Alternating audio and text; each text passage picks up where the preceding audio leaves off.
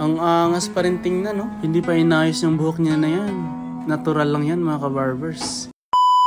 Ito yung gupit na hindi pa huhuli sa mga uso ngayon. Mula noon hanggang ngayon, mayroon talagang nagre-request sa akin ng ganitong gupit. Sobrang nakaka-attract naman kasi ng gupit na ito. Ang tawag nga pala sa gupit na ito, curtain. Yung hati sa gitna, yung buhok sa itaas. Diyan, inumpisahan ko sa may bangs para makita ng client ang proseso ng pagbawas natin sa itaas. Request kasi ng client natin dyan na hindi lang daw matatakpan ng bangs ang kanyang mata. Napakalaking puntos kasi mga kabarbers kapag nakita ng client yung proseso ng paggupit natin sa kanya.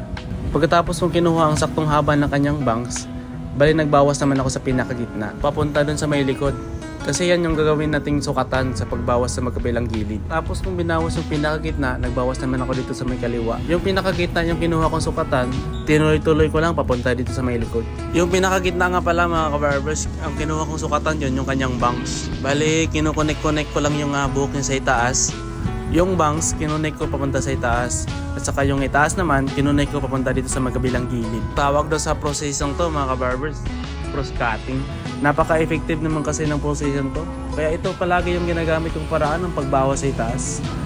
Lalo na sa mga ganitong gupit. Kung makikita nyo mga kabarbers, talagang pantay yung buhok niya sa itaas. Kahit na medyo curly yung buhok niya sa itaas, hindi pa rin hadlang nyo para mapantay yung buhok niya sa itaas. Mahihila mo kasi sa pamamagitan ng pag-iipit ng buhok. Yung haba naman ng kanyang bangs, kinunay ko naman dito sa may gilid.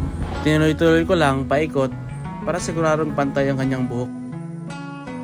Pagkatapos kong pinantay ang kanyang buhok, so ginawa ko, tinexture ko naman siya. Yung ginawa natin dito, bali point cutting lang. Every layer lang tayo magbawas ng ganyan. Ang purpose ng pag-point cutting natin para medyo gumaan yung kanyang buhok. Kumbaga magkakaroon siya ng volume. Hindi kasi magandang tingnan mga kabarbers kapag naka-flat yung pagka-curtain sa itaas. Kaya kailangan natin yung pagaanin para medyo umalsa yung buhok niya sa itaas. Sa mga nahihirapan mag-point cutting dyan, pwede naman kayo gumamit ng tinning scissor. Accurate pa rin naman yung tinning scissor mga kabarbers. Sa akin kasi gusto ko isahan lang yung gamit ko ng gunting. Next naman mga kabarbers, gagawa lang tayo ng barber cut dito sa gilid. Pero gusto niya dito sa gilid, straight lang daw sa magkabilaan. Ang unang ginamit natin na guard dyan, number 2, lever close. Tapos sa likod mga kabarbers, hindi ko lang ini-straights. Dilagyan ko siya na parang umbok dito sa may likod. Yun kasi yung bagay sa curtain na gupit eh. Next na ginamit ko dyan, number 1 na guard, lever close. Ang tinarget ko dyan yung sa pinakaibaba lang. Bali, paslat lang yung paghagod natin. Kaya number 1 yung sa pinakaibaba na yan mga kabarbers. Kasi ang request ng client is barber lang daw sa gilid. Pag sinabing barber, ibig sabihin may korte dito sa may gilid. May makikita kang patulis na patilya. Diyan yung 0 or 0.5 na guard sa pinakababa. Basta may makita lang na patulis na patilya sa may gilid. Matatawag na yun na barber. Yung may korte paikot sa tenga. So next, gumamit ako dyan ng clip over comb. Bali, minintain ko lang dyan yung straight sa gilid. Pagkatapos, kinonect ko lang papunta sa may likod.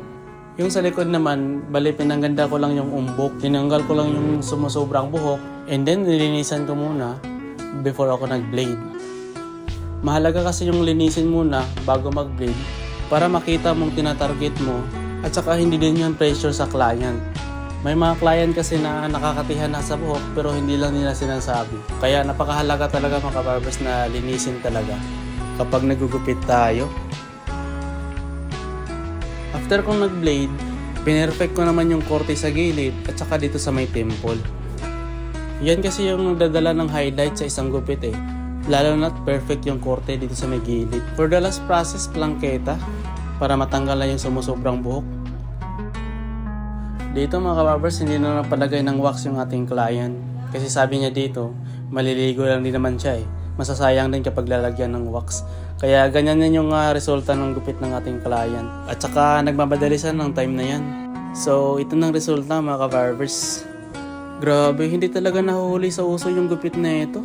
Ang angas pa rin tingnan, no? Hindi pa inayos yung buhok niya na yan. Natural lang yan mga kabarbers. Sabi nga ng karamihan, old but gold. So yan, maraming salamat sa panonood mga kabarbers. Ingat!